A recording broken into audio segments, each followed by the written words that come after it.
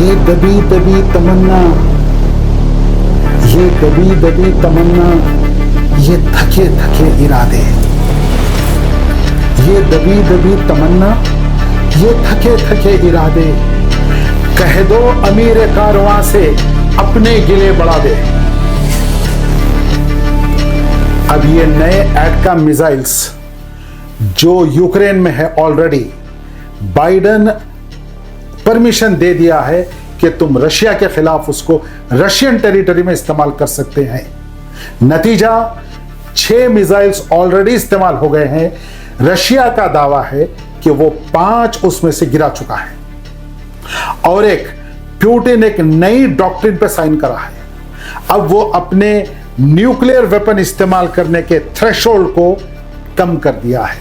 अब कोई nuclear power Ukraine को ऐसे हथियार देगा जो रशियन टेरिटरी में इस्तेमाल हो गए और रशियन सिक्योरिटी के लिए खतरा है, that will be considered as a nuclear attack. और as such Putin nuclear weapons को इस्तेमाल करने का हक रखता है। क्या हम वर्ल्ड वॉर 3 के दहाने पे खड़े हुए हैं? क्या ये आहिस्ता आहिस्ता शुरू होने वाली है?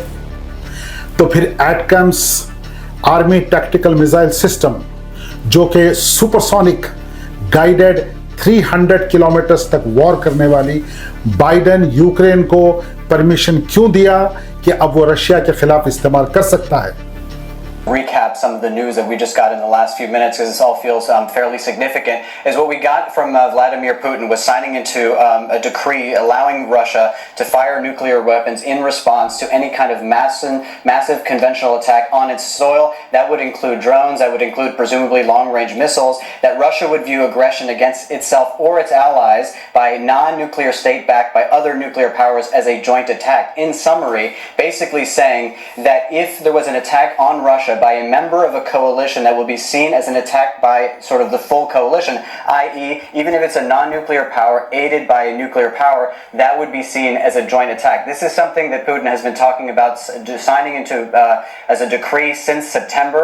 This is officially happening now, and it comes obviously, Francine, just on the heels of that sort of news that we got from Joe Biden basically permitting the Ukrainians to begin using some of these ATACMS within Russian territory in the Kursk region, not sort of all across Russia, but within that region they have a range of about 300 kilometers, and this is coming at a time right now when we understand, again, from Ukrainian news agencies that those first missiles have been deployed. So what we are getting this morning in the last few minutes is Putin, on the one hand, signing a decree that says that any sort of coalition strike that is backed by a nuclear power, even if it's by Ukraine, non-nuclear, striking within Russia, could see a nuclear response. Again, that is why there is seen a huge move into the Haven asset. Ukraine-Russia conflict.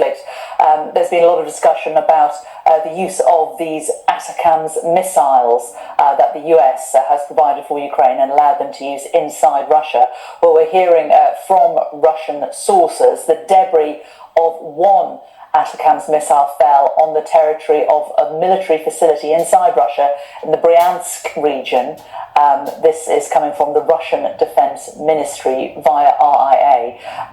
The Russian anti-missile system apparently downed 5 out of 6 of these missiles. We know only what the Russian Ministry of Defense is telling us, which is about 3:25 a.m. local time. 6 missiles, they say, were fired at a military facility in Bryansk. That's another region on the border area, not far away from Kursk, which currently has a significant Ukrainian military presence inside of it. Now, the Russians claim that they took out 5 of those 6. We've heard that in the past, that they have claimed to significantly prevented Ukrainian air assaults. But the significance here, of course, is that nobody appears to be wasting any time in getting this permission from the Biden administration into the battlefield, possibly because it is possible that when President Donald Trump takes office in January the 20th, he may reverse the frankly unexpected but long in the mind of Ukraine overdue decision by President Joe Biden at the weekend. It's extraordinary because of the pace here. I'm not sure it's necessarily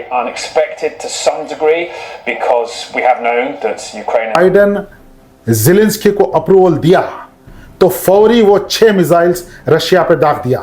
Russia का दावा है कि 5 missiles को गिरा लिया गया है और वो अपने स्टोरेज फैसिलिटीज, अपने लॉजिस्टिकल सपोर्ट और पीछे कर लिए। यह मूव ट्रंप को और उसके एलाइज को गुस्से में लाने के लिए काफी था। ट्रंप का बेटा जूनियर एक ट्वीट करा है कि बाइडेन ये जंग को और आगे ले जाना चाहता है जब तक कि उसका बाप प्रेसिडेंट बन जाता नहीं। ट्रंप का यह दावा था कि 24 घंटे में वो यूक्रेन की वॉर को खत्म कर देगा। फेंकने की भी हद है यार, 24 घंटे में कैसा खत्म करेंगे। लेकिन पॉलिटिशियंस दावा करते हैं मामला सीरियस है और पुतिन इस तरह से खामोश बैठने वाला नहीं है। लेकिन अमेरिका दावा कर रहा है कि ये रिटालिएशन है, ये रेस्पॉन्स है, क्योंकि पुतिन 10,000 नॉर्थ कोरियन सोल्जर्स को क्राइमिया के करीब तैनात कर दिया है। ट्रंप का दावा है कि वो जंग को 24 घंटे के अंदर खत्म कर देगा। मिलिट्री एस्टैब्लिशमेंट, नियोकॉन्स ये चाहते ही नहीं कि ट्रंप को कोई मौका मिले कि वो जैसा ही प्रेसिडेंट बने जंग का खात्मा हो जाए। वो ऐसे चीजें करके जाना चाह रहे हैं और बाइडेन से अच्छा आदमी उनको मिल नहीं सकता, क्योंकि बाइडेन की हुकूमत है ही नहीं।